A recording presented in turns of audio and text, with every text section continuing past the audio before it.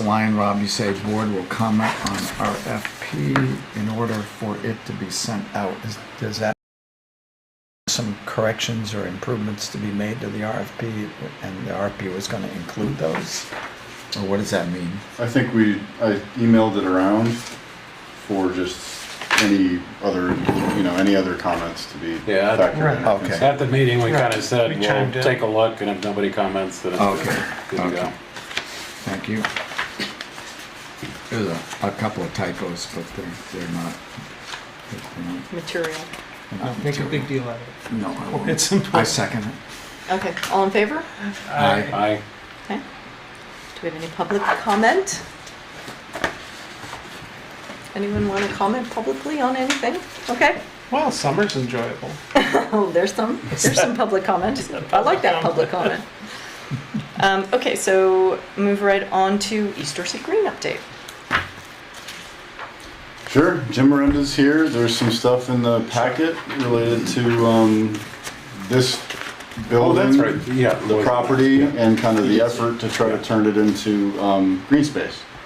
You'll have to forgive me because it was, the presentation was landscape and it's portrait. And the, Yes, I noticed that. but you can get bring it up here? you can get the general sense. I can probably use the extra 5 minutes for public comment, so, for the record, Jim Miranda, I live on Mad Tom Road.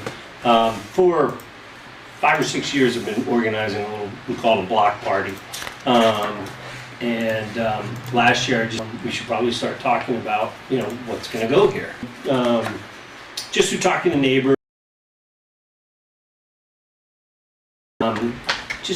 Spent the last couple months coming up with a few ideas and thought I would just come in and, Rob's just aware of everything we're working on, but just to present some ideas to the where we might go. As you know, this property has a really great history. This used to be a schoolhouse, not this building, but there was a beautiful schoolhouse here.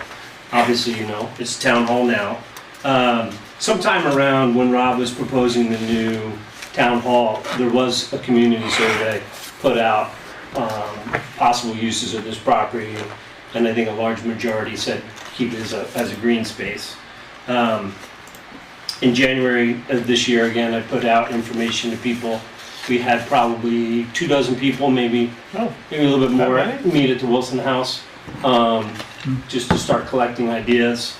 I'll walk you through that in a minute. So here we are, summer.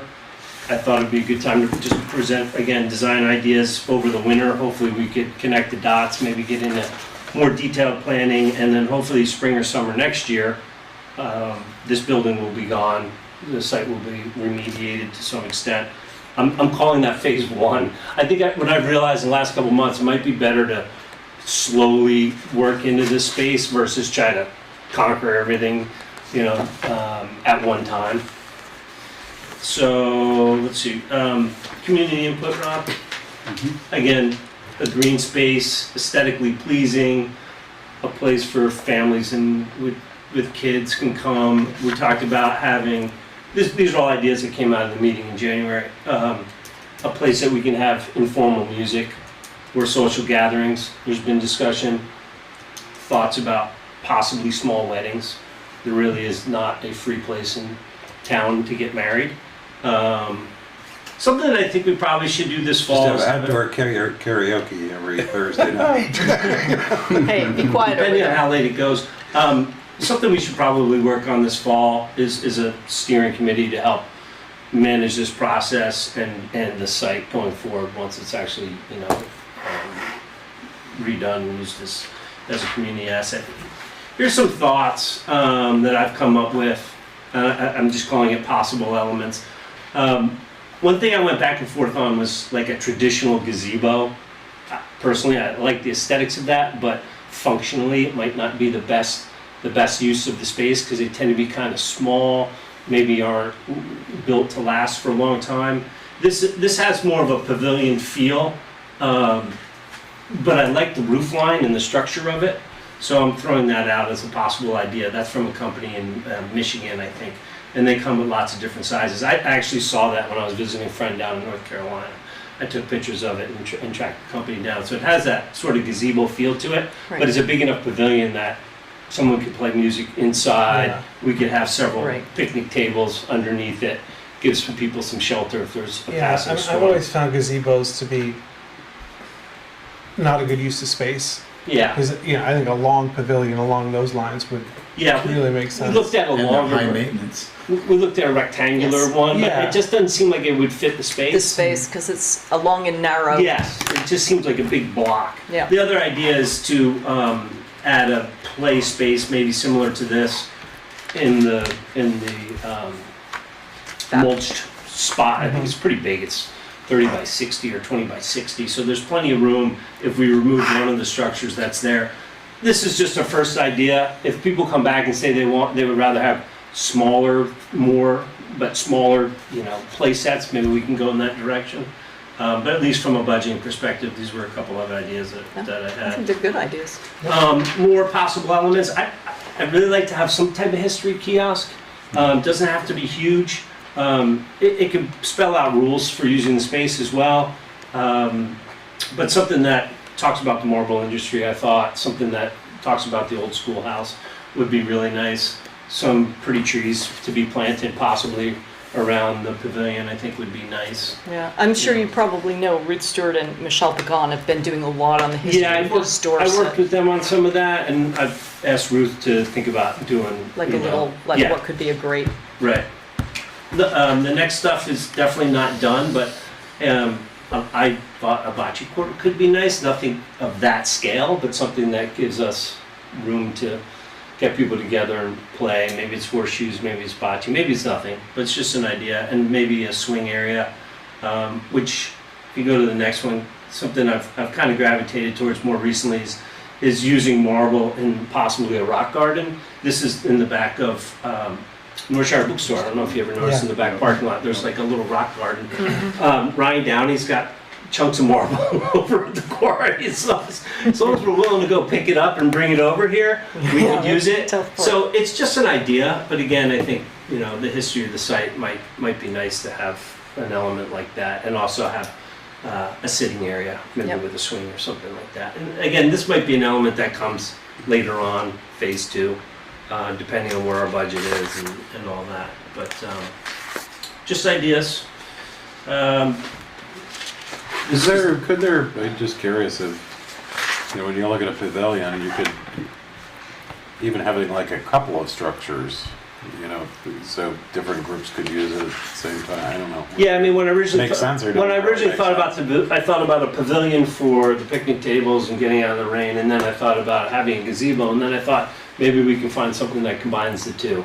So that's why I came up with that, that one. But it's certainly possible if the budget is there. This is the current site. You notice, aside from the building, it's mostly blacktop. There's a play area in the back. Trees along the east and the south side. Something I've already talked to Rob about is when we take the building down, hopefully we can get in and, with the neighbor's permission, trim some of those trees back. I think it would be nice to get the light in, and we might as well do it with heavy equipment while the site's being torn up versus after it's got grass all over it. This is just a potential thought on using the property. Jim, you'd asked about parking. I was thinking like a little horseshoe parking area in the front, maybe fit a half a dozen cars. I think most people will be coming from the immediate community, Local but then area. again, we have plenty of parking on Village Street if Or we if needed you, it. if you have an event that's kind of all town or something, Yeah. just kind We of. we would never have enough parking for everybody anyway, so. That's just a thought, and to preserve the existing garden that's out there, that's really pretty, and there's no reason to get rid of it. And maybe put gardens around the pavilion. Again, I don't know where that pavilion would go, and I think opening up the space and just getting a feel for it would be my thought before we decide where that would go, assuming we're gonna do a pavilion. But probably deciding on where it would go so we can get a piece of concrete in there, maybe before winter, or certainly before the rest of the site is Yeah. taken care of. And again, leaving the play area where it is in the back, these other elements will fill in, but just so you can get a little sense of the space. Yeah, I think it looks good. It's a lot of the things that we've talked about Yeah. for using this space. And I think, the one thing we want to be mindful of, whether I think one pavilion is enough, because we do want to be mindful, there are neighbors very tight on each side, and we also don't want it to turn into a space where it interferes with neighbors' use Sure. and enjoyment by, encouraging large parties. But having a nice space where everybody can come and just use it, I think makes a lot of sense. And I like that first pavilion, because I thought the same thing. I love the traditional ones, but Yeah. they've got those fences that sort of limit your size, and then you Right. have to paint them or Right. maintain them, and that's kind of We'll come up with much other more options. If you go to the next slide, useful. though, you'll see a little more detail on that one. And I'm sorry, I guess it's the one after that. Like, that's what it looks like on the inside. Right. I just thought it was a really pretty Which I think is structure. nice. And then you can have a couple of picnic tables and, Yeah. yeah. 'Cause they Um, have that, like over at the rec park, they have that little gazebo. Right. I've sketched out enough to think that with the budget that Rob has, 175, that's more than reasonable. But again, my thought is not to try to account for every dollar up front and spend it before we look at the site when the building's down and get Yep. a better feeling for it. Exactly what size pavilion do we want? Is it going to be 16 foot, 20 foot, 24 foot, things like that. Well, I think we'll probably make those decisions together once we have a feeling for the site. Yep. And lots of small stuff. I just don't want to forget about. We've talked about keeping some water and electricity on the site. I will present this idea. Some people have talked about the possibility of a bathroom. Personally, I think it probably presents more problems than it solves, but at least I Exactly. wanted to put the idea out there in case the select board decided that they wanted to have something Yeah, like that on keeping the that site. maintained and clean. Yeah, I don't think that makes any I sense. think there'd be a lot of We're looking for this to be sort of low maintenance, Right. I like the but idea of pleasant for the keeping neighborhood. water in a dry hydrant so that you can, in the summer, have water there. But Yeah. that doesn't require any maintenance. Yeah, and I think electricity to the pavilion, Yeah. whether there needs to be lights anywhere else, Yeah, we can decide, but I don't think it's going to be a lit space. I don't think it's Right. supposed Right. to be used for a lot of nighttime no, congregation. because again, I don't think all the neighbors, it's so densely populated here. I think Yeah. that would just present more problems. So that's where we are, just in terms of what I've garnered through discussions and talking to Rob. Yeah, those are the traditional ones. Yeah, those are more And traditional, they look cute, but they're less usable. less Right. usable. The footprint is funky to Yeah. put anything in. And like you said, the fences, and I Yeah, like the one you showed. Yeah. That's The pavilion one. They look cute, but wherever you see them, they're always empty. Like when you Right. drive around Right, Vermont and you see them, there's never anything They're hard in to it. use. Yeah, so, I'll be in touch with Rob in the next couple months and maybe, get a little bit more information if we hopefully will have this, block party again in February and September. And I'd like to just ask people, one more time to ask people for Yeah, other that's a good idea. ideas. If we go for a pavilion like this, I'll see if there's any other options. Yeah, and by that time too, we'll be probably out of it for about maybe a few weeks. Yeah. So yeah. when you have the party, it won't be used anymore. So that might help. So I think it would be a great asset. I mean, it's funny, we have the green in front of the Dorset Inn, and it has been used for some functions, but we don't have a green in the Yeah. community. Yeah. It's kind of Exactly. interesting. It would be Maybe, super nice. Raptor Surprising. Lane's gonna have certain elements. We have walking trails and, nature. We don't really have a congregating green. Right. It would Well, be one something of that the- would improve this neighborhood, which I think would be Yeah. Yeah, great. one of sure. the concerns with moving the town offices out of here was like, how was that going to damage the sense of community that East Dorset is? And I think this is, Yeah. rather than putting an apartment house here or something, something like a gathering place, Right. is encouraging social activity and is a great way to encourage community. Yeah. Yep. And the climbing wall. No climbing wall. Okay, I'll leave you. Thank you very much for your time and, Thanks, Jim. So Jim, there's a committee here that is, we don't have a committee yet. I'm suggesting that we do have a small steering committee. yeah. Um, Yeah. It was just Jim Colmar and I kind of led the discussion at the Wilson House in January to get this ball rolling, and then I've just been soliciting feedback. So we haven't formed anything, but I think it would make sense to have one going forward. Totally, because Certainly, once it's all done, we want to have one. Well, then, if it went on as a board just to oversee, you know, and then, because it could be, you might end up in the future, get issues with like, if people want to reserve it, Exactly. Yeah. scheduling, and you Yeah, need I- somebody to go to. I think with Rob's guidance, we should have some stipulations and contact information, and then it's not always going to Rob, and he doesn't have to deal with all the problems. Right. I think to some degree, we could maintain it, not cutting the lawn, but certainly checking it more frequently to see if there's, garbage or any problems. Right. And it's gonna be people from, the street. Right. You know? Also, And it's politically astute, because, it's the way to get the word out, and people talking about it. Sure. And Yeah. then Yeah, I you agree. build And- support. People are gonna have questions at some point. Yeah. Rob doesn't want to be the arbiter of everything in the world. Exactly. Yeah. But I think in particular with how you use it, and when we're talking about whether people are reserving the space, I think one thing that's important because of its close proximity to neighbors to keep this functioning smoothly is to limit the amount of large events because it will have a direct impact on their neighbors. And the idea here is to have something where people can come and use it. It will enhance the neighborhood, but it won't become a problem. Really meant to service the Parties, neighborhood. correct. It's not meant. It's not meant for events. If people come to play bocce, that's great. Is this where the hockey It rink's could be gonna a go? gathering space rather than Yeah, an potentially. event I mean, it gives space. us an actual, like, manageable That's flat. flat spot. The plowing issue is gone. Yeah. Yeah, Um, and you'll And have if we keep water there, You'll There's have a water. better shot at being successful here than any other place Yeah. we've tried. Does yeah. that make sense in the winter? Yeah, it hasn't come up as a potential in our discussions, but I don't see why we couldn't. Yeah, I'd even contemplated the, if you had a rectangle pavilion with a ceiling height that was high enough that Oh, yeah. you could form the edge and flood the Yeah. concrete. But As a it hockey would be player, big, well, it would have to be a be big enough It surface. would have to be big. and Yeah, take you up want most to of the really have to space. be big. That's the problem. Let's turn the whole thing into a hockey. No, if it was 100 by 60, but then now you're taking up the whole Taking up space. whole That's space. big. Yeah, proportionally that might not work. Seemed like a good idea, but it's not the site Yeah, for it, yeah. unfortunately. So, okay, well, I'm around. Thank you. Okay, you, Jim. thanks. Thanks, Jim. Thanks, Jim.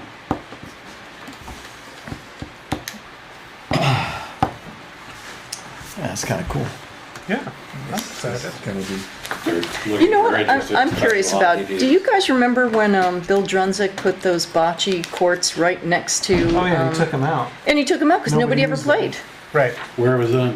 Right next to Next to Northshire. Charlie's. You know, Yeah. between Between the Northshire two, and yeah. Charlie's. And Yeah. that like It seemed like such a cute idea, but I think Nobody is it. it could And- be very different here because this is a Yeah, neighborhood. people live. And you could see, like I was just talking to Kathy out on her porch and Nancy here, Right, that they could right. do that But kind it of could thing. also be nice to just have a space that could be used for multiple different things. Correct. right. Where you If could, you put too many have the, things in. tossing the bags or doing, Yeah, that's really doing having the grass. kernel or Right. whatever. Having the grass is Right, too many structures or too many permanent things limits the use. Yeah. mostly Right. open that Yep. you can do that. Yep. Okay. Town office, how's it going? Let's see. So the somewhere in here. Okay. This is in old business, new business, but the town office 85% complete. Completion date looking like mid-August. They're supposed to start I think the certificate of occupancy for the fire safety code purposes. I think that is scheduled for July 31st, which means that in theory the building, upon passing the CO inspection, is ready to be inhabited at that point. Who So, does that inspection? The fire safety assistant fire marshal does that. If you recall, it's commercial building, not exempt from fire safety permit fees. And that's what, basically, what the fees cover is the visits that are required under the code. Yep. So, let's see, last week the sidewalks went in. This week a lot of the grading and filling of the site is happening, as well as kind of prepping of the parking lot. And the starting to plant trees, and some of the landscaping that, you know, is okay to plant this time of year. I think there's going to be a little bit of some stuff goes in now, and then there's going to be stuff that, you know, if it's got to be watered consistently, you know, probably isn't going to go in until a little bit later, maybe more toward September. Good news is that we have, at this point, the budget has tracked along to where the overages and the change orders that we've had over the duration, which the well, the ledge, some other stuff, that and the contingency are kind of tracking right at each other, so that it would more or less, it's going to come in at the construction number that we had had at the beginning. Which is great. We are looking to, because of that, we did get a price on paving the parking lot. We're going to initially include that, but it seems like there's going to be enough of a buffer in there to go ahead and do that, which will be really good. It's just there's a lot of infrastructure in the parking lot. There's EV chargers, there's a bunch of other stuff, and having it paved as part of this and just kind of, you know, nice and tidy, I think is going to be good. It'll just really kind of fully round out the project, which is good.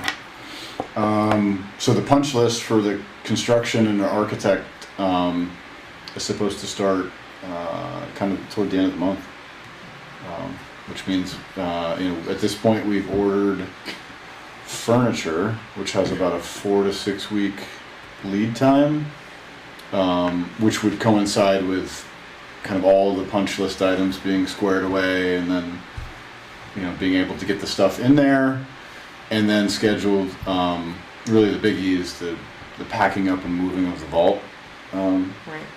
And we have a vendor that's gonna do all that. I don't know the time duration. I think that they said like 2 days, really, which isn't bad, because the vault at the new facility is set up, so they actually are going to be responsible for packing up all the land record stuff, and they've got a kind of methodology to it, which is good.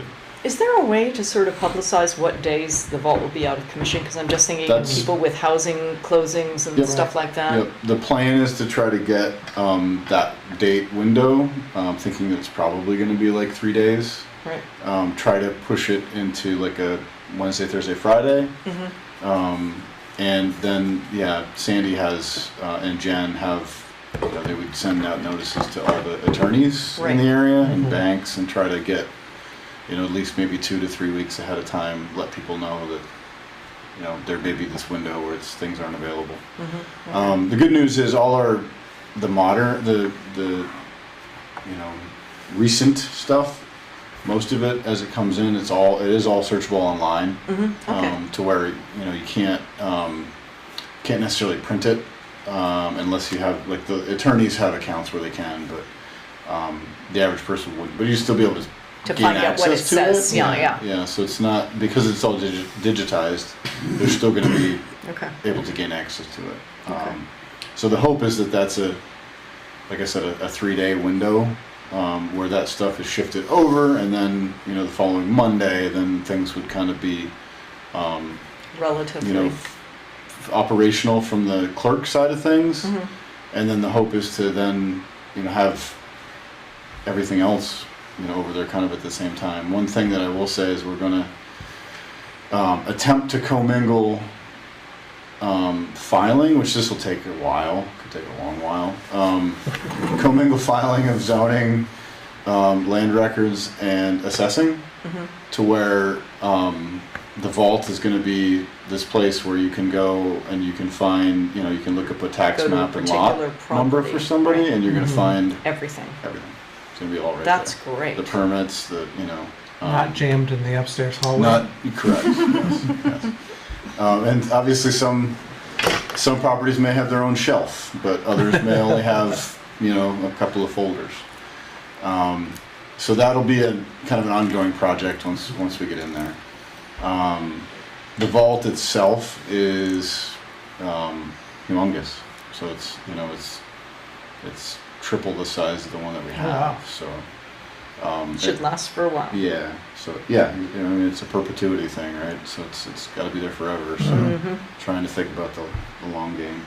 And I think if there's anything else, I don't Any think thought so. been given to a sign Yep. on the street? Yep. Richard's he's got the little stakes that are out there for the posts. It's gonna look kind of like the old sign that was here before it got destroyed. It's gonna be. I don't have the schematic. I have it somewhere. It'll be white with green lettering and kind of in keeping with all the rest of the signs we have. A little bit bigger. Okay. And at the street too. It'll be just up from the street. So like You'll see it from Route 30. Yeah, it's gonna be perpendicular to 30 like this. So you'll see it going this way. Just before it's on the south side of the access. Up Yep. just a little bit, so that you're not fighting the street signs essentially. Is it big enough? I think so. Yeah, I mean I think so. I think it's probably 3 times the size of No, that it one. Needs to be. Yeah, For Route so- 30. Yeah, exactly. Right. Yeah, and there's not going to be a ton. I think it's Dorset Town offices, Dorset Town Forest, or Owl's Head Town Forest. I think is the kind of 2 things that it is going to say. Any marble involved? Not that I'm aware of. I mean, that can always Come later? come later. Yeah. I think it's good to start with wood. Yep. Yeah, it's Traditional. just a pretty simple traditional Correct, sign. Yeah. right. Yeah. So, what else can I I guess that means just no gold leaf. cover? There will be a conduit underneath the parking lot for solar. I think I had mentioned previously that it seems like that's probably a spring 26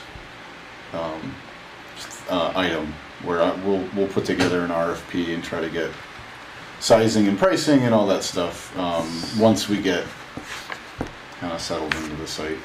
Did you say what you were going to do with this furniture? I know you were going to look into seeing if there's someone that might take Everything it. in here, yeah, we're gonna try to find either interested entities like Shire's Resale, and or Goodwill or anything else like that.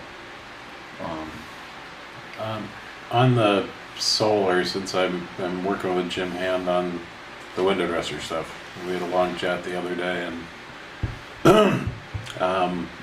I think the whole bit of looking at buying out this one and The garage. right now, essentially Jim's said solar is so screwed up right now because of all the changes and rules, etc. Tariffs and But stuff. the screw up right now means that there's actually a lot of access to, commercial grade, fancy solar panels at extremely low prices. And there is, I think some willingness on part of some people to even, essentially help, just essentially putting something in at cost or whatever. But it's like, the prices right now are, we're talking about, less than half the price of what panels would normally be. So I think, from the perspective of, and I think we've got a lot of questions, I think, to still work through. But, Yeah. But the idea of, whether you can merge, meters together and all that stuff, but I don't know what we're thinking about, because I think that becomes a big issue if you start talking about it. At the new town offices, the roof mount doesn't really make so much sense. So then if you do ground mount, then that gets a lot of people annoyed. Yeah, we hadn't, with this, so the ground mounted was kind of the thought. The site is gonna have to be prepped for it. That's not it's included in what we're doing right now. Jim has some ideas and thoughts. I just think, it'd be good for you to chat. Yeah, with for him, sure, yeah, we can definitely, Because he's and he's willing to help. yeah, I think that there could be an RFP to solar developers directly for a turnkey, and then there could be, maybe there's something that's more a la carte where we, if there's an entity that can install it, and then an entity that can source the materials, But if we had the ability, like, probably do it more cheaply that way. we've got the one here, and then actually, if we could end up on the Dorset side, the fire station, use that roof for a bunch of panels to cover town hall, that's a much better location. And so, if you can, Good point, yeah. if we can, Put a little just more be a little restrictions creative, we could end Yeah. up potentially, essentially having solar, but not having solar There. at there. Yeah. Yeah, because the fire department, that would make a lot of Yeah, sense, that would because it's got a work. perfect south-facing flat roof. Yeah. Yeah, that'd be great. So it's, Jim's always thinking about this stuff, so Rob should Mhm. Yeah. stay close. Okay, So we need a motion to approve the latest Requisition request number for 12. 168,330.03, is that it? I'll make that motion. I'll give you a second. All in favor, say aye. Aye. Okay, and I realize I jumped over the Raptor Lane Housing Committee update because I saw Raptor Lane and thought of the office. Okay. And so, update there, the town, being myself and a couple, Henry and Ben, select board member, housing committee member, met with one of the interested housing developers a little while ago, maybe 2 weeks. And I think that they gave us some pretty valuable input as to kind of the process and the timing and the prospects of everything. And it's one of those, it feels like 2 steps forward, 3 steps back, but Which group was it that you met with? the Naylor Green Cornerstone Okay, yep. Glassberg group. I think that to kind of summarize it, they're saying that, we asked for some specific items in the RFP, but we did keep it pretty Fake. kind of open for, certain items. They're basically saying that they hope to respond, but it's not going to be as directly detailed as maybe what we were trying to dictate. And there's a whole host of reasons. A market study that they want to do that they're not going to have time for. And then They can't get anybody. yeah, For 2 yeah, months. right. Yeah, there's the vendor that would do the work is out for or is booked out for a couple months. And then there's a host of other items when you get into the workforce housing effort and the town being involved and the infrastructure and the funding, depending on how that kind of all sugars out, would color the proposal that they would have potentially. So I think that's kind of what they imparted to us. Doesn't mean that they're not interested at all. It just means that that their proposal will be a little more general, I think, Yeah, as vague. opposed to like we're going to build 50 units here tomorrow. Because there's nuance. Well, Manchester had their first of 3 Right. presentations. That one came out much more general for the same sort of reasons. Manchester Yeah. is, whoever they go with is gonna do basically what we've done the last year and a half, which is due diligence. But I'm just saying, the first group But came, yeah, and they but said, the we general- can't tell you how many units Yep. or anything, we've Yep. got to do some studies. That general, But then they're gonna get another presentation from one of the people who's presenting to Yeah. us as well, so. yeah. And I think, and we don't know, until we get the RFP back, if we have 3, they might be distinctly different, and there might be a response that's more direct and more targeted, I guess. So, until we get all that information back, we're not really gonna know kind of Right. what it all looks like. So I think that, just to, again, say, we met with them, it just kind of does color the conversation to be prepared for kind of, that same dynamic of what you were talking about, Jim. in Not as Manchester, specific. Where there's lots of opportunity until we can see things a little more clearly. It's gonna be hard to just say it's gonna be this or this. Rob, do you know offhand who owns the work product from the RFP? I'm just thinking, if we get 3 very different ones, and we might like a group better, but we might like an idea from another one better, and they're obviously preparing it for us. But I know, like, I own my work product, and you pay me to copy it. So I'm just Good question. wondering about that. I'll have to check on the answer, to be honest with you. I mean, I think it's generally ours. I think, one thing that group that when we sat with them did say that, which I thought was probably the most valuable piece, was that once, if it's one option, or 2 going at once, or 3 going at once, somebody's going to need to steward all that. Yeah. And that's kind of the biggest thing to be aware of, is that you need somebody is going to have to be hired to do that, whether or not it's one of the entities themselves, where maybe they are stewarding it, they're doing one component of the actual development, but they're also, there's also other Management. developers that are maybe doing other components, but they kind of oversee the Coordinate it. yeah. So I think that's just another technical thing that'll have to get kind of figured out. I mean, I'm personally hopeful that maybe there's an opportunity to do a couple things at once, if they're targeting different markets, right? If there's senior, and then there's other residential stuff or workforce stuff, that if the senior component can be spoken for kind of by itself, and it has its own market analysis and its own kind of financial backing and all that stuff, if that could be done kind of in tandem with something else, so that it wouldn't just be, let's do this and we gotta wait for that.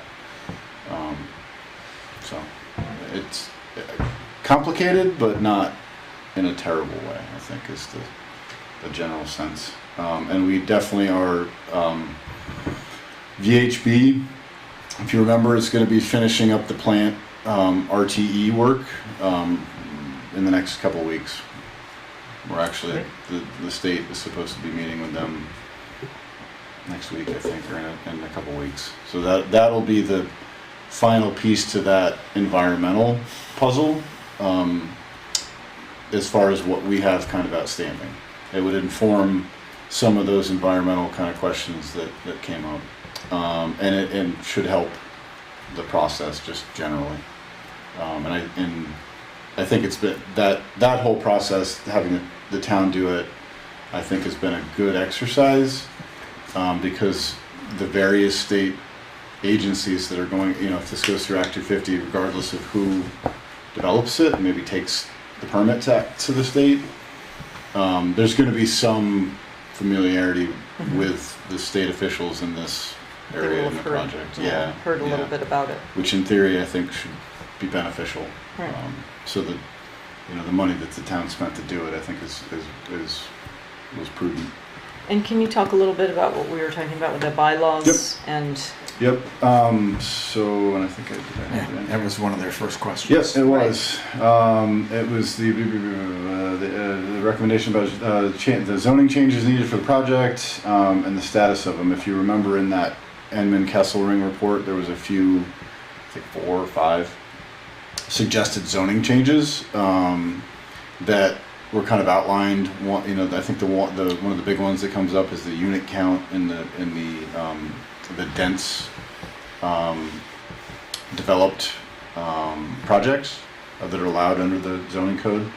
The unit count is kind of specifically calls out 12 buildings, And in a lot of the conceptual stuff that we've laid out, there's as many as 20 units, but maybe, 15 buildings, 18 buildings, 20 buildings, what have you. So that's one thing that needs to get chased down.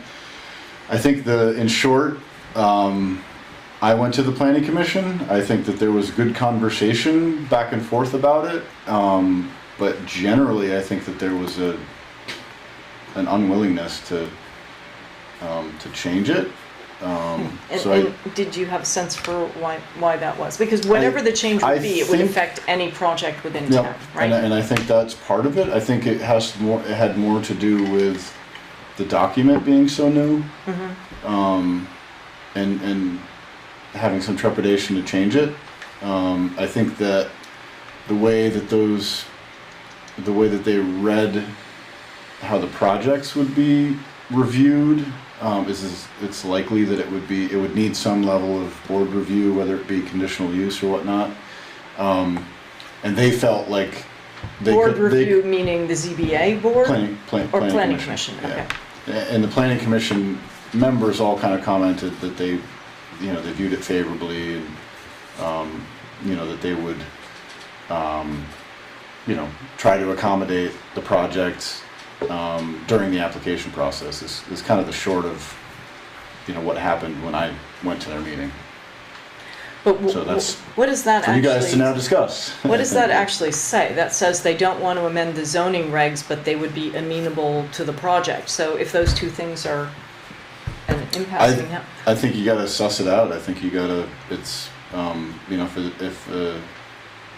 we have a potential developer that wants to put in, 20 units or 20 buildings in a pod, and our zoning says 12, then, it needs to be changed, So, I think. One of the things so I was going through the bylaws for another issue in town where the zoning map, we would like to be changed because an entity bought another piece of property, and when you look at it, it makes all the logic. But when I go through the new regs and I'm looking at how do you apply for that, how do you get that done, it's actually very ambiguous. When you talk about amending the bylaws, it actually refers you to the Vermont Municipal Development Act of whatever, and even when you go in there, it's a little unclear. It says, I'm trying to remember the exact wording, but I'm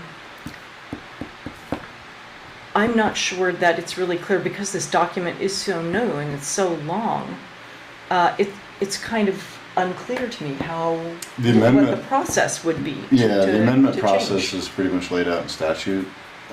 Right. So that it has to typically come from the planning commission. It goes through a crafting process, then it goes through a public hearing process, and then it goes through an approval process at the planning commission, and then that same process happens at the select board level.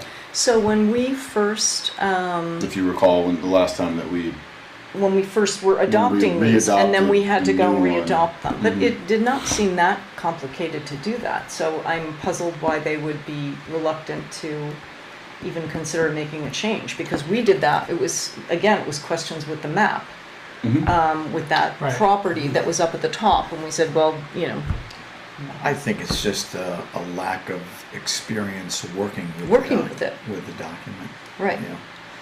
They just, we just finished this, and now it's because they haven't had any major subdivisions, and this would be a major subdivision. True. And the other thing with any document like this is once you put in place something that's brand new and 250 pages long, you're going to find there are going to be a whole bunch of things that just don't fit into the vanilla,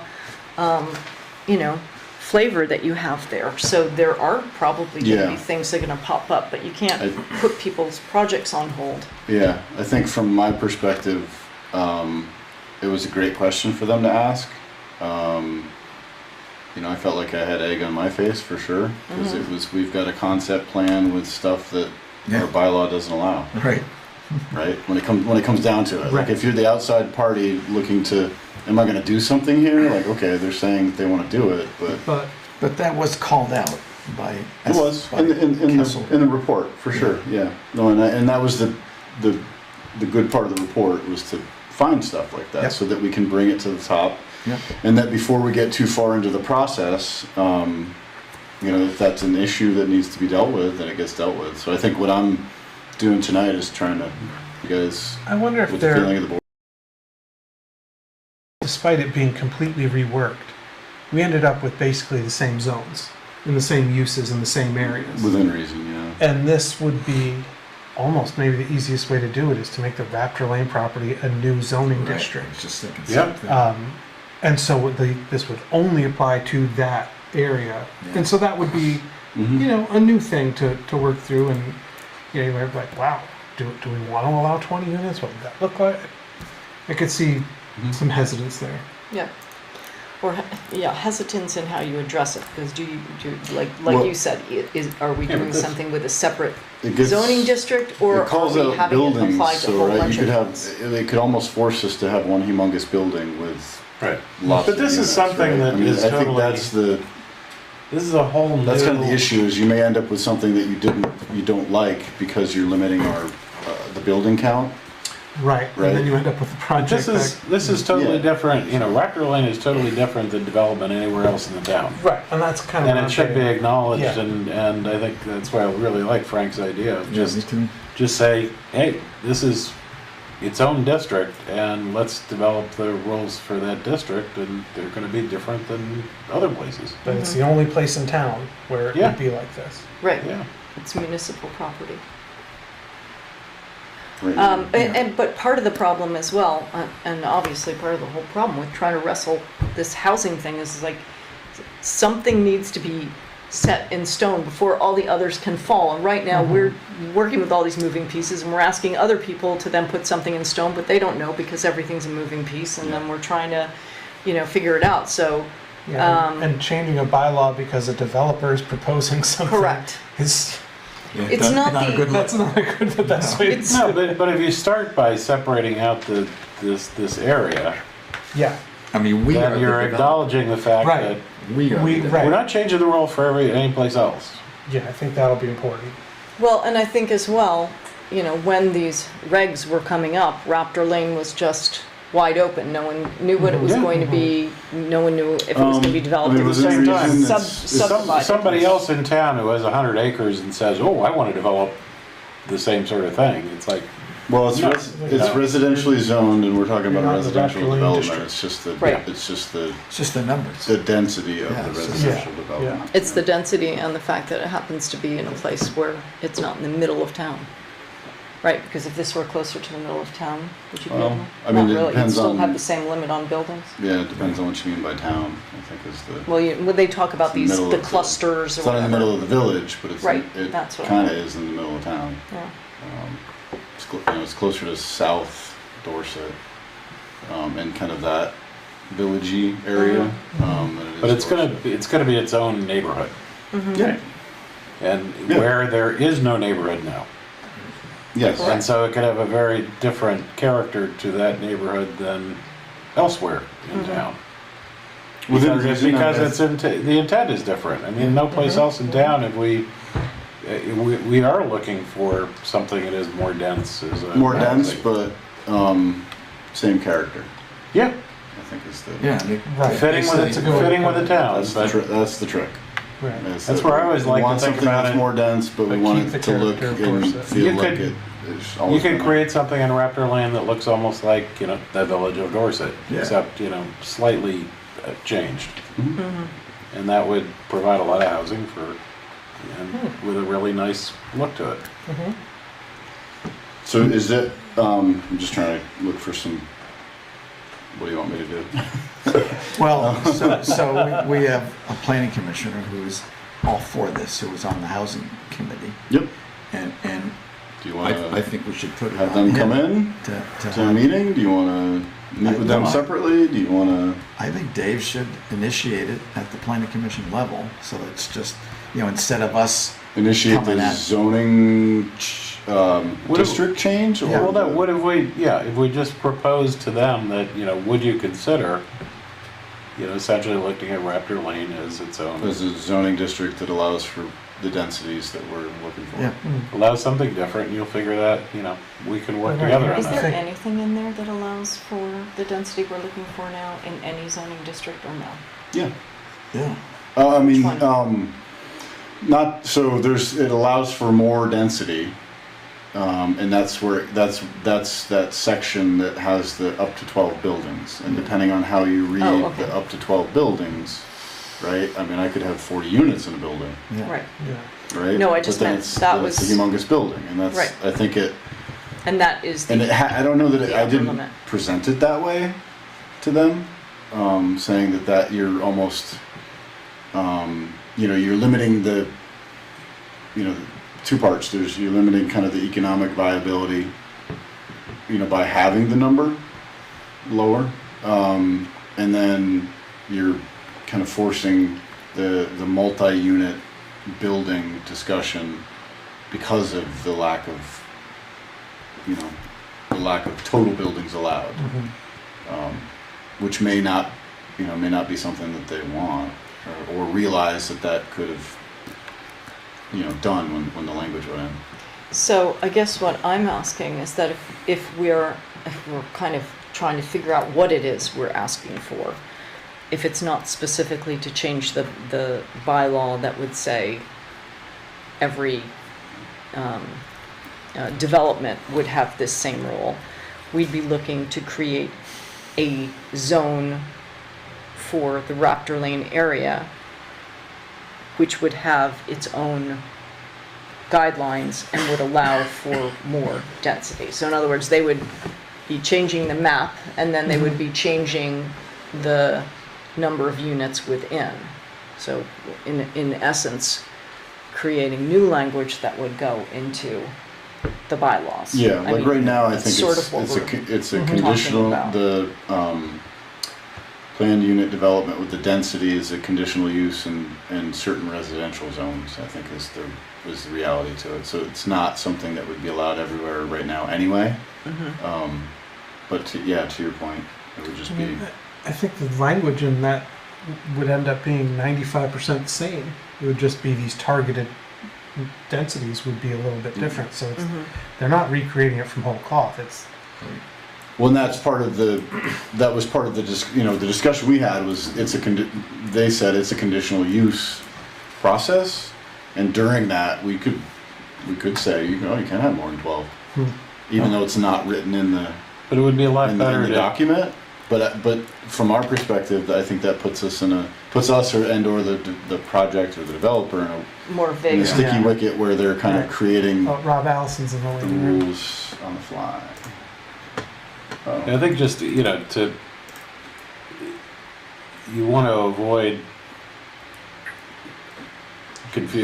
confusion as to, what applies, in the end, to me, the key difference is, recognition that this will be its own zone with a different set of rules. Yeah. And we're gonna have to work on those roles, and that may kind of come with, as we see what ideas people have for building, we may, Yeah, and I think the process that they were kind of advocating, I think carries a fair amount of risk for the town. instead and of the developer. giving specific approval for that project, it's, that creates precedent for elsewhere in town. Yeah. Correct. Which I you don't like wanna the- do. The idea of a conditional use saying, well, the rules say this and we're just gonna make it up. Yeah. It's only in this That's hard zone, to so defend, I think. the rules remain the same everywhere else. It's just Right. You're just Yeah. changing densities and number of units, basically. for one, For one very specific So what do property we for want to, specific maybe a reason. letter to them that says,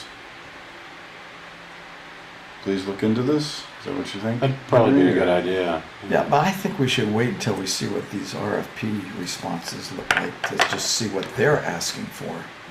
And because there may be some What their fresh- thoughts are. But I think Some fresh conceptually, ideas Yeah. right now, just flagging to the planning commission that conceptually, we're thinking, instead of conditional use, it would be a lot better just to figure out, rules for a new zone. And, look at it from that perspective, that Raptor Zone would be its own zone that's different than any place else in town. And we can talk then about what the rules should be for that. But largely, they'll be the same as every place else, but there'll be some changes, but those changes will not apply anywhere except for this one zone. Right. So conceptually, I think giving them that as a framework now might make sense, just to see, bounce it off of and see how they react to it. Give them time to think about it. Yeah. Yeah, can you draft the letter and then we can approve it in our next? Yeah, and I think we can also get, some commentary from either White and Burke, Enman, and or maybe even the developers as to like, if we were, how do you think we should, is it the zoning piece, where it's a separate district, or is it the language specifically in that? White and Burke section? should have some, like, Yeah, no, White and Burke was, I think, advocating that you like, that whole confusion around buildings and unit counts and all that, it's like, what does it mean? Like, it just says buildings, like, that's not unit. Like, what does it mean? And that, maybe it should have just been, either no cap, or if it, because it's conditional use, so it's like, there's a whole, world around with the conditional use, the neighborhood, the character, all that other stuff that kind of gets, reviewed, and a certain unit count here might be okay, but not okay here. And I think that that was kind of White and Burke's commentaries. You could just lift it, and then they would naturally figure out what works and what doesn't. But yeah, I can draft a letter. I think that's what I was trying to get out of this discussion. I'd also So, like to so say, that we can represent to the developers that we are actively trying to Right. to solve this question, because it's the first thing they asked. So Yeah. So, so it's a lot of risk for them to obviously move forward important. without. Yeah. Correct. Yeah. Yep. Yeah, though I'd also like to say that these three people, it was Ruth Cohen of NeighborWorks, she's Mary. Mary Cohen from NeighborWorks, who is the CEO of NeighborWorks, and then Jeff Glassberg, and then Tanner Romano, who was the CEO of Nail and Breen, were almost overtly and overly complimentary to the town for its proactivity in addressing this statewide problem, and said, without the good work you've already done, we would not be here. Well, that was good. And also they said, you may have found the secret formula that no other town in Vermont has really found yet. So and then again they said, that's why we want to be a part of this. So, Interesting. So I found and these are people who are really got their fingers on the pulse Right, of what's really happening knowledgeable about it. statewide. but that's where I think, looking at, Manchester, they've got a good asset, but they seem to be thinking that this is real easy. We just, put it out to RFPs and we get Did you through, see we pick those? one. Did you read those RFPs? No, I haven't read them. Oh my God. I hope RFPs are like 10 times better than what those RFPs were. Those are, the only one that was really, I thought, informational and contributing to the process was Brent Herman's. Brent Herman's? Yeah. it Brass was a tacks very, kind of guy. yeah, it was point blank. It was said, I'll have my first house up by summer of 2026. I went, you go, man. That's awesome. But it's the, the idea that you can just kind of leave it all up to them. You have no leverage, and you. They were all buying a year and a half to 2.5 years at a time. Yeah. They were all trying for Except for Brent. Manchester. Manchester. Yeah. Yeah, sure. But I think most towns approach it that way. Which we're pick somebody we're ahead of that, but we would have to step into design and permitting, Like which is a year to a year and a half Right, exactly. itself. It's not a fast process. So they, if it's a year and a half of environmental, then you've got a year and a half of design and Yeah. permitting after that. Yeah. So now you're 3 years, and I think I had done a timeline for the board a while back where it was, from my perspective, it's 2028 would be the shovel in the ground type of, Yeah. unless there's something that changes, from a regulatory standpoint and or a funding standpoint. But that seemed like the kind of the way the process would work out. And I think that when we get the RFPs, we'll have a little, look into that window as to, okay, this is what they would think that they need for, again, some due diligence, design, permitting, all that stuff. And one question that did come up, I think at that group meeting was, how involved does the town want to be? I think is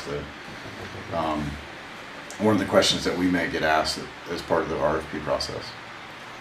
They reached out to us, I assume, with these questions? Yep. For the conversation? Yep, and the questions themselves, none of them really rose to the level of like, adding an addendum to the RFP. A pretty basic it's, pretty basic questions. Yeah, it's kind of like, what's Did you the do anything with the politics? zoning yet? Well, What's kind of. Not really.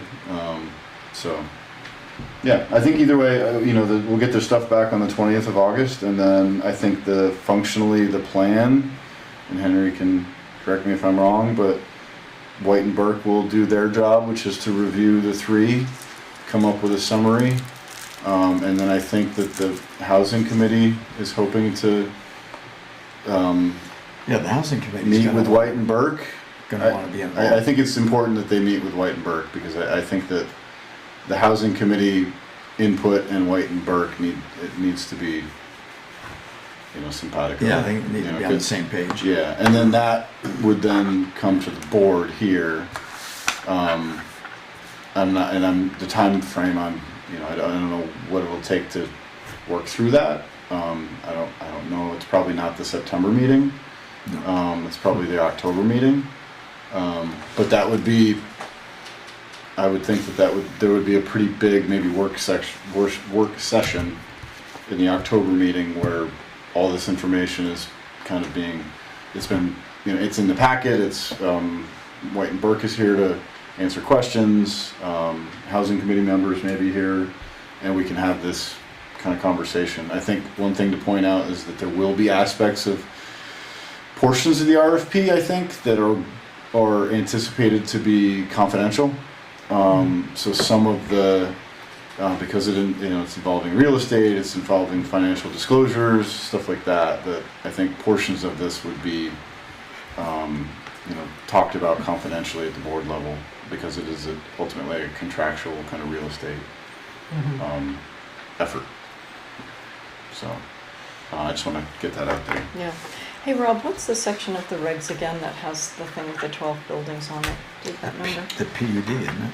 33, Something G, right? yeah, One G. 3301. Something G. Ish. Okay, that's enough. I'll find it. Yes. That's fine, because I was just going through them again. It's just so dense. It's like it's either 3301 to 3307, somewhere like it's Yep. in that. I'll look. window. I'll find it. It's basically it's PUD, conditional use, and here's the Yeah. here's the stuff. So yeah, Okay. great. Yeah, how's the reappraisal? How's that going? I will be as succinct as I can be. I've got in the same thing in that old new business memo page. Yep. Abstract was filed. The total that we did get was 165, and these are grievances. Oh, we're up to 165. okay. Grievances and file reviews. Yep. That's not too bad. So no, it's not. That's not too So bad. and out of the 165, 35 of the 165 participated in the informal Okay. preliminary process. So the majority of the 165 did not participate Okay. in the preliminary process. So if you take the 35 out of the 440 that participated in the informal process, Yeah. it's a That's very good. small number, Yeah, less than 10%. yeah.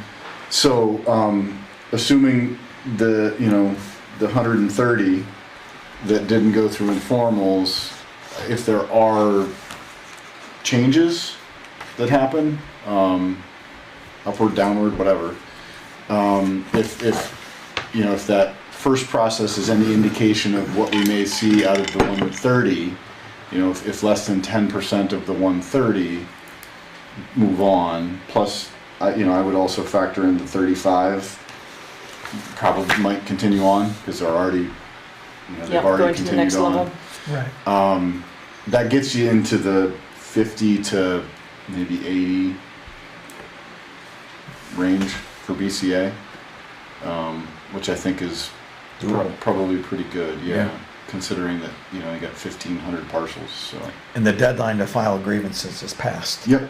Yep. It is passed, so the hearing's ended, so the deadline is ended. So anybody at this point that didn't do that is out of luck till next So year. they got everyone Till done next this year. past week?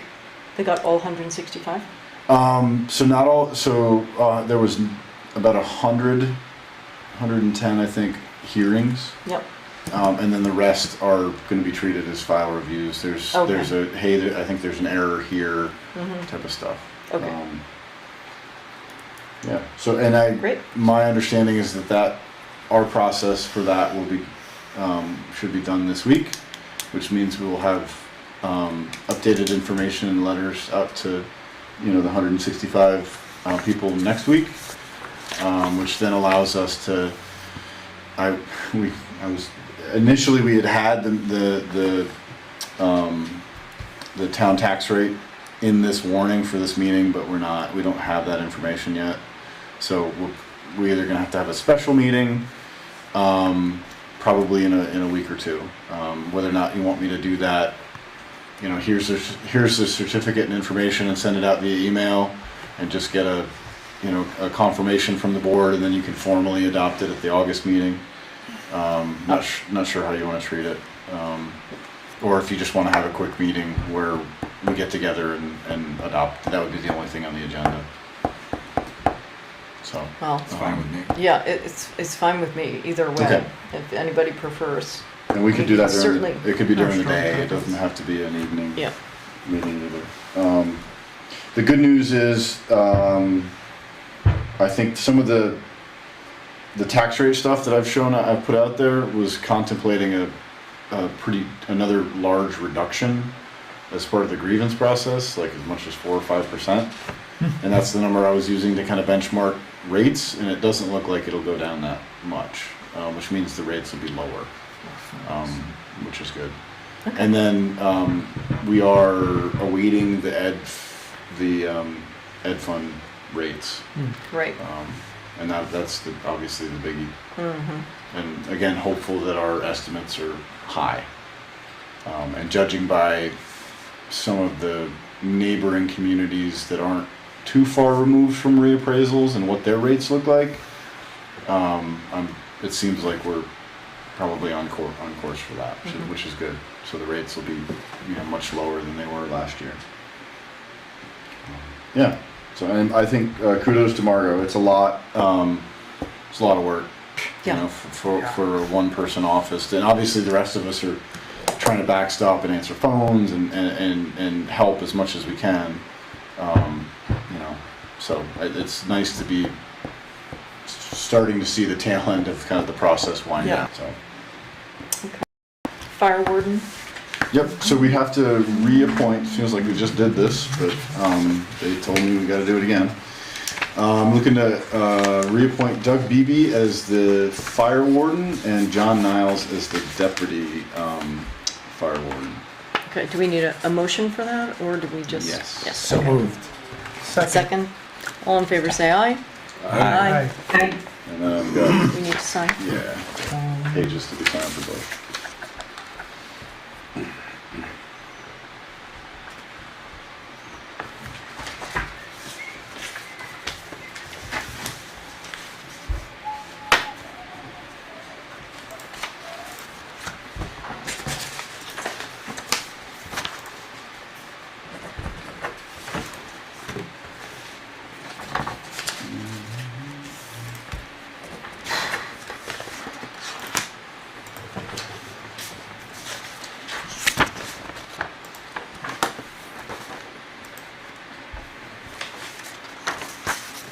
What is that? Oh,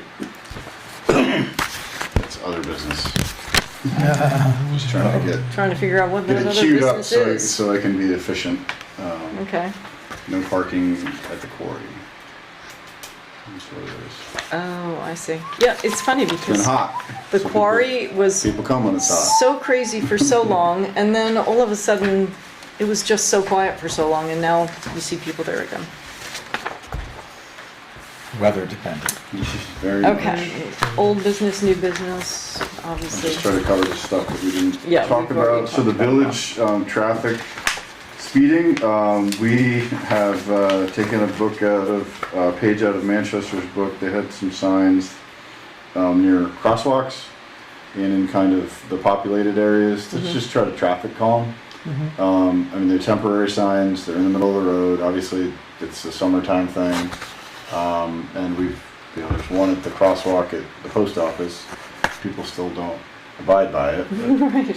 there it is. And then a couple others kind of in some of the areas where people are frequently voicing concerns about speed of vehicles and stuff. So that's been well received so far, and we'll see what happens. Short-term rentals, we're up to 52, and we're actually now starting to get to where they have to renew, which is surprising Oh, to okay. some of them. Cash flow. Yeah. Yeah. Some are happy with it, some aren't. Everything else we talked about. Yep. Okay. Finance report? Alright, I will try to, FY '25, the auditor, I think, is gonna be here next week or the week after. My back of the napkin kind of review of FY '25 is that I expect us to be kind of at the expense number or maybe a little bit over it, or maybe also a little bit under it, but we'll see. And then just generally, if you, it is gonna be a little more complex audit.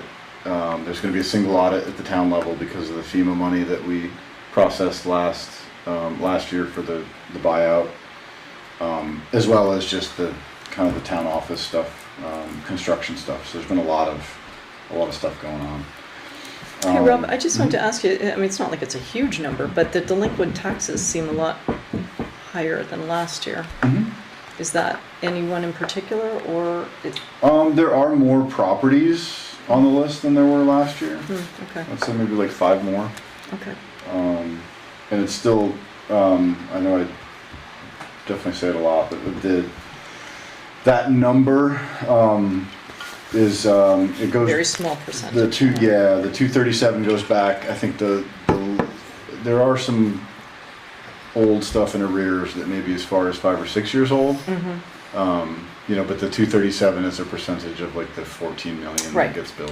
Exactly. Are the- No, it's just curious, because you sort of look at them and they Yep. kind of track in a certain direction, They're- and all of a sudden it just seemed like a little bit more of a Yep, disparity. two They've been two flat for a long properties. time. The Two- two, Go ahead, Jim. Yep. the two pending will those clear up? There Significantly? were 4 properties, 2 of which have made, the rules have changed. So, it used to be the towns could just go, nope, you've had your chance, you've ignored us, you're going to tax sale. Now you have to, it's really the same thing we already do, it's just that they never respond. You have to offer, a reasonable payment plan.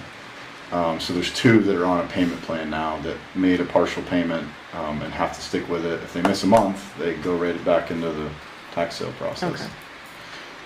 And then there's 2 pending, one of which has been paid in full, and that number's not reflected Okay. in this thing. What else can I tell you? As far as fiscal '26, we just barely started. A lot of the ARPA stuff, I think, is the same as it was from the previous meeting, and then some of the sinking fund items are updated to factor in FY '26 money either being rolled in or purchases. Has that reappraisal number been updated? Yes. Yep. That's inclusive of all the recent invoices that we have to date. I think there's obviously probably a couple more. Okay. I think we've last fiscal year, I think we spent around 130,000 on it.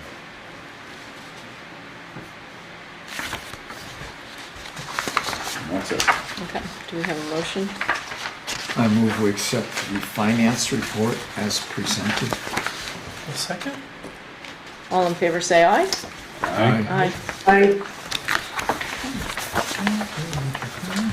Let's Is see. there anything new on this? We're actively hiring for a full-time highway position. And we have two, What's it pay? we've received 2 applications. You interested, Henry? What's it pay? Low, mid-20s an hour, Okay.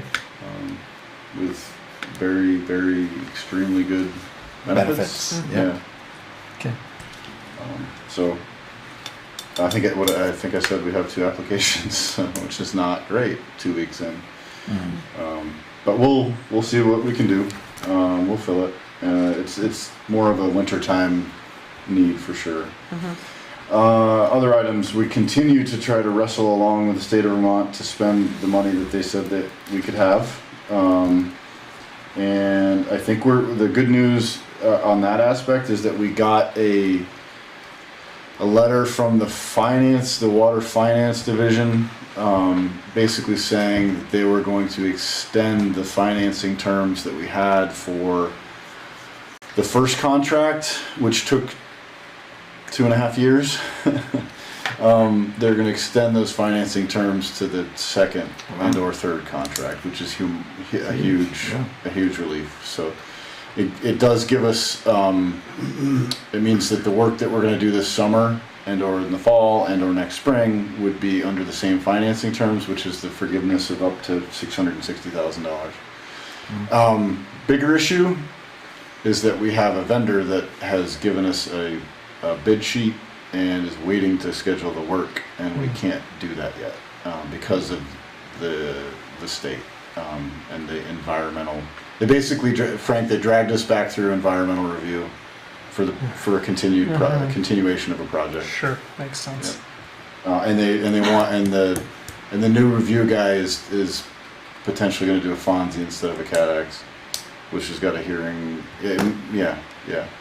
Which may cost us 2 months, and we've got to keep Casella interested in doing the project the whole time. So it's not fun. Anybody you can call them. Moving on. We're pretty close to DEF CON, whatever you want to call it. Whichever's higher.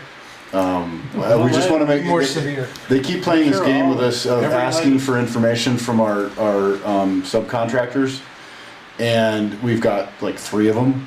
So you have so many people in a loop where I push them and go, "Where's my stuff?" And they go, "Well, you owe me stuff." And then I go to my subcontractors, "WTF? Where's the stuff?" And we've been doing this since last October. And legislators helping at all? I haven't Yelling gone to people? they're aware, but we haven't kind of got them to push yet. Sometimes just so. getting to yell at people is Yeah. good. Yeah. I mean, Go to the governor. Yeah. because people act like butts until they're Yeah. Somebody calls them on the somebody phone. calls their boss, Right. then all of a sudden it becomes like, oh, okay. Yeah. Because this Let me is get off absurd my that it's butt. in the middle of a project. Correct. With an Yeah. active construction Right. contract that's pending. Yeah. The- Yep. Because it's just silly doing what they're doing. I mean, It is. And I'm still Everybody wins if you going just by the keep going. guidance of the subcontractors too, to try to just keep the process kind of moving along. They're saying that that the state is actively changing this process as we're doing this, and that a lot of this stuff they've never had to do this stuff before. So, but we'll keep pushing. I think if there's anything else that we haven't talked about. I don't really think so. Rachel, we had a 5K trail running race about a month ago. Yeah, it seemed like a lot of people were there. Yeah, she had, I think, 30 sign up ahead of time and then 30 show up. That's great. Yeah, Which looked was like cool. a good crowd. Yeah. And basically, the registration fees cover whatever. They'll go as revenue to the department or whatever. But it was good to have people up there, so that's good. So we're saving 5 gallons a minute because of that leak patch. That's what it was before the excavator got near it. Right. Once the excavator got near it, it went to about 80 gallons a minute. And that's why we had to shut the whole town down, Oh my gosh. because you can't, you know, Yeah. you can't shut something off when it's at the So bottom that was a leak of a that, 4-foot hole filled with water. But even saving 5 gallons a minute is. So it was. So I guess the takeaway is that the leak was on an abandoned line that was improperly disconnected, I guess is the way to explain it. Okay. So this has just been going on for who knows how So long.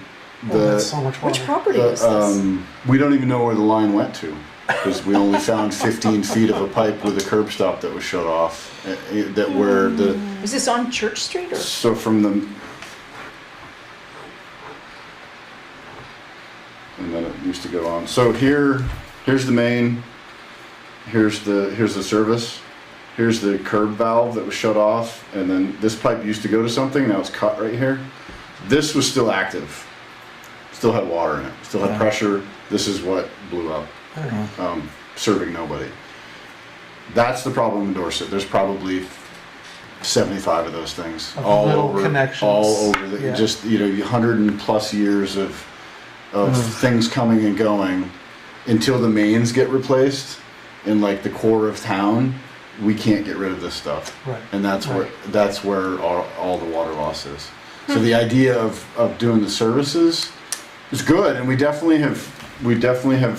saved probably 20% of consumption, you know, by doing the work we've done, and that's total consumption. But we're still, you know, the use versus what goes out the door is still, you know, 2/3 goes out the door That's and a crazy. third of it's used. Where did this, Yeah. where was this Yeah. particular pipe? That's Dorset insane. West Road. Dorset? So this is right on the main coming down from the reservoir. So right where Church Street comes up. Oh, Yeah. I see, Yeah. that's if where all you those if you were trucks over have there, been. there was Yeah, wet yeah, the last okay. few weeks or whatever. Yeah. I thought it was utilities. I was with Roger this morning. Yes. Yeah. So it's not. He's looking at his email, he's going, oh my God. As far as we can Oh, tell, my it's God. not Roger's line. Our maps were incorrect. I've now got a scribbled map. We know a little bit more than we did before, but we don't know where the abandoned line went, and we also don't know where the line. There's a house in the corner, which is Harding, and then the very next house. We don't know where that line connects to the main. Yeah, and no way to We find out. had assumed that it was right where we were digging, but no, it doesn't. It's somewhere in that area, but Could be anywhere. you know, it's not. Worse. Water work is not something that's clean or easy ever. Yeah, you have to dig up So everything. we could have kept looking, except there's a 150-year-old tree on top of the next place to dig. So you can't, you know, it's just not like, and you get in, you get out, right? Because Yeah. now we've, you know, they scratched it with the excavator, it blew up, we had to shut everybody down, now everybody's can't have their, lunch, drinks field. or whatever, so we gotta just get everything back together and Right. so it's always a fit like that where you have good intentions and then you get into the project and Yeah. you do the best you can and you run out of the burning house. And that's pretty much what it is to work on the water over there. But I may have mentioned this at a previous meeting, but generally the work that they've done the last 3 years, when you look at the lion's share of the service line, linear feet, they've replaced more than 60% of it. So there's at this point there's been, I want to say 16,000 feet of new pipe out of probably 30 that's been put in the ground. Which is So, great. you know, we are making headway. All that work was done mostly on somebody else's dime, but the water moratorium and the consumption and all that stuff is, you know, this example that we saw today is really the basic problem with the Yeah. system. Yeah. Yeah. It's just stuff was, you know, it was all individual services, and then the owners were responsible, and the district had this view that that's your problem, it's your problem, and then they never really oversaw the problem fixing. And when it's the property owner's responsibility, they're going to Yeah, pick the it's not cheapest, getting done. easiest, Of course. way to do it, so it doesn't get done the way it should get done. Yeah. So, Have you spoken to Sandy at all about trying to make something happen up there regarding the? not Lights. yet, but actually I did last week, but we have kind of like, the subcontractors are telling me like, we should wait a second before Okay. you know, poke the bear or Yep. whatever. Yep, But she'll be involved. okay. Are the two things here, huh? Yep, that's it for manager's report. Okey-dokey. AP is there. And then over here, and I will share again. Share.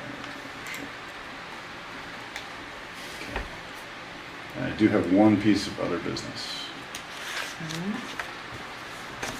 Oh, it's a different folder. Yeah, different folder.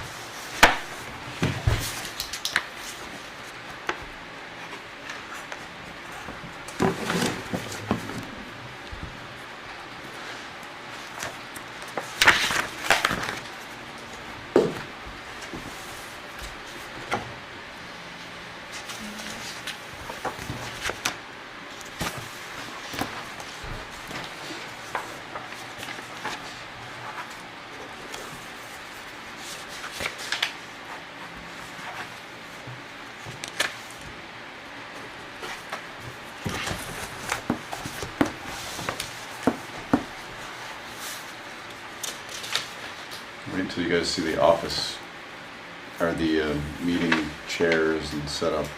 I mean, it's gonna be a little more comfortable than this. It's gonna be like the Wizard of Oz. Wait, they're gonna be Meeting plates. recliners, right? They're gonna be much more professional and much more comfortable. Great, so we Yeah, can have these are- longer meetings, so. These are pretty real win. uncomfortable. And the technology is gonna be much improved as well. 80-inch screen. Ooh. Yeah. It comes out Wow. the wall. Speakers all over speakers and microphones all over the place. We can have a Super Bowl party. The room is meant to be able to have a hybrid meeting,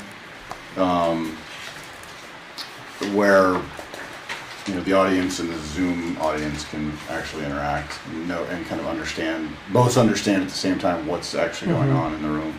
So you got cameras Which is- in different places too. Yeah, Yeah. yeah. So it'll be there's still limitations to a meeting like that, but I think it's a little better. Not, And not the- taping speakers down to the table. Yeah, the space is going to be it's going to make for a better meeting.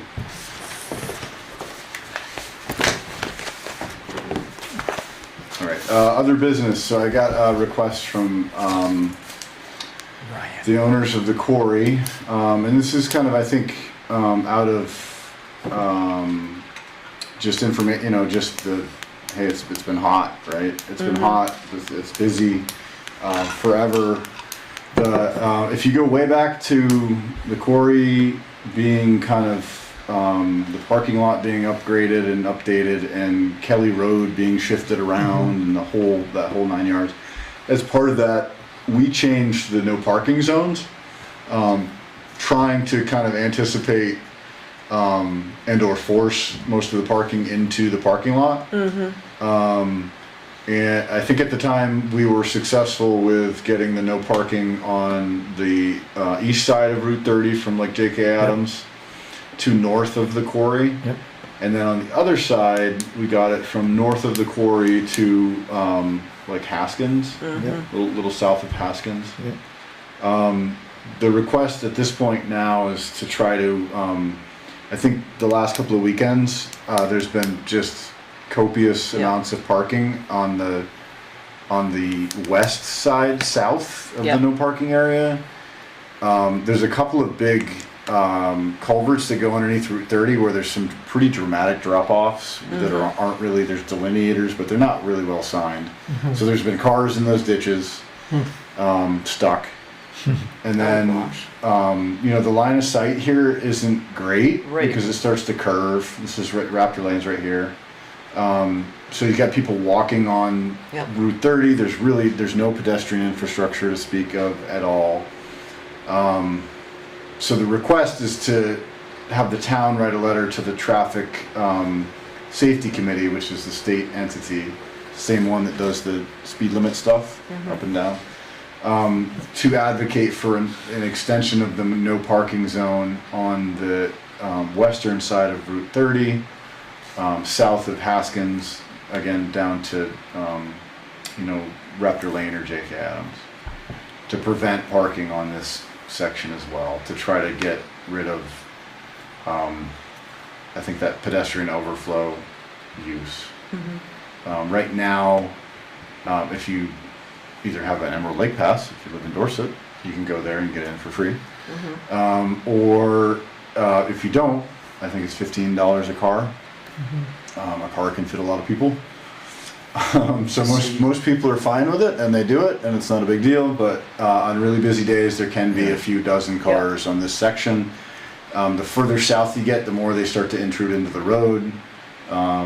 And the more it becomes a nuisance to neighbors and all this other stuff. So Does he try to charge for walk-ins? I don't think so. I don't think so. But there is there is like a liability waiver that's part of that $15 car piece. That isn't with walk-ins. I think it's more about parking, traffic safety, Yep. and then pedestrian safety. Yeah. And then obviously, I think there's impacts to neighbors. Yep, Once you for sure. once you get people Yeah. parking here. So, Well, and that, in summary, that's kind of the request is that that the town consider writing a letter to the traffic safety board to extend that no parking zone. So Haskins makes that kind of inviting. They mow it all They the do time. maintain it. It's well It is known. part of the And- campground property. Yeah. So, I think that they take some pride in the way they maintain it. So I don't think it's done on purpose for people to park there. I think it's just kind of, But it does look like it's yeah. I mean, they could. on purpose. I guess my concern would be, let's say the state does make it no parking. If it looks like parking, people are going to still park there. Yeah. And then Enforcement. what's the enforcement angle? Does that come back to us to, Yeah. have Maybe the more sh- patrols the up and down on the sheriff on or a the state Saturday? police to- And do we want to To be enforce giving it. tickets? Are they going to start towing that? Yep. That's the How discussion. much of our, I'd have to go back and look at the why that wasn't included in the no parking request the last time around, because this was changed a handful of years ago. Right, I remember that. I Because don't the know. parking used to be even worse because it was everywhere. Right. Sure was. Both Well, sides. yeah, it was just scattershot, right? I mean, Crazy. it was they would park anywhere. So this at least concentrated it into the kind of that one spot. I don't know if that's was the state's opinion that hey, there is safe space to park there. Until we write the letter and send it to the safety committee, we're not really going to know what position they take. What is Vicky's position, or not Vicky, whoever's running? I think that the neighbors don't want parking there. Okay. I think that they don't want people there. Well, it'd be good to have them sign on to that letter, Yeah. maybe. Yeah, I mean, I want to support Ryan, but if the request is coming from someone who makes money off parking, Yeah. yeah. it doesn't seem appropriate for us to act on that. Yeah, I think it's more of the, I'll forward you Ryan's email. This is kind of late breaking news. That's why we're doing it under other business. I'll forward you Ryan's email request, which includes he's got some examples, I think, that just recently happened these last few weeks. Okay. I mean, let's put it this way. Of the parking, the walking, and Safety Yeah. example. Yeah. It is safety because I Yeah. drive by there all the time, and Me too. lately there was a time where all of a sudden this girl just pops out of the side, and so you've got cars parked sort of on the road, so you're already moving into the middle of the road, and then all of a sudden there's someone walking. And there's no it's crosswalks, dangerous. so they Right. Can't see. they may cross right there at the quarry, or they may walk on Wherever the they east feel. side and then Right. cross. Or they cut in between two cars and Yeah. cross, Yeah. and some of them are carrying inner tubes and stuff. Yeah. And If they're on both sides of the road and Um, you're trying to squeeze through, to be Well, and if honest, you're going southbound, they kind of pop out on the right, but you're sort of in the left lane already, and you Yep. can't see around the curve in front of J.K. Adams either. yep. Yep. I mean, I always did wonder why we allowed that parking there when we had sort of shut it off everywhere else, because it seems like it's equally unsafe. My recollection is that the state denied the request on that section. I'm not sure why. I'd have to go back into the files and look, but, or maybe we just missed it. I don't know.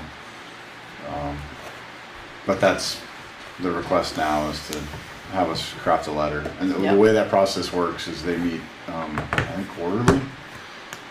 And we would have to get it to them, and then whatever the next quarterly meeting was, Right. we would So have this to is gonna then be for go. next year anyways. The next swimming season, yeah. Right. Yeah, I don't think they meet again until September, so that's when they would be looking at it. Well, I would move that that you craft that letter for us to approve next meeting? Meeting, and if you could send us that email as well. Will do. I'll second that. All in favor, say aye. Aye. Aye. Opposed? Okay, Okay. Anything else? that's it. Okay. Motion to adjourn? So moved. Seconded. All in favor, say aye. Aye. Aye. All right. Sorry I keep late, everybody. I, like, literally forgot